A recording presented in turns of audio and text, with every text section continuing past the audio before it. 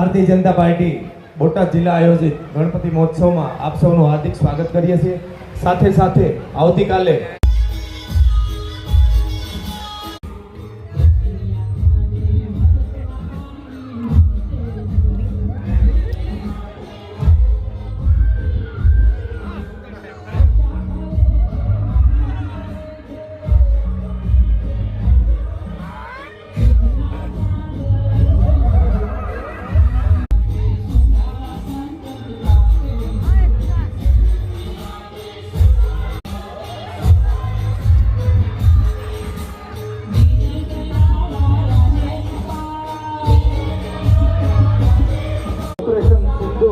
Theme ઉપર જે બોટાદમાં ગણપતિ મહોત્સવનું આયોજન થઈ રહ્યું છે એ ગણપતિ મહોત્સવનું આયોજન થઈ રહ્યું હોય ત્યારે બોટાદની સર્વ ધર્મપ્રેમી જનતાનું અમે હાર્દિક સ્વાગત કરીએ છીએ, આવકારીએ છીએ। જય ગજાનન।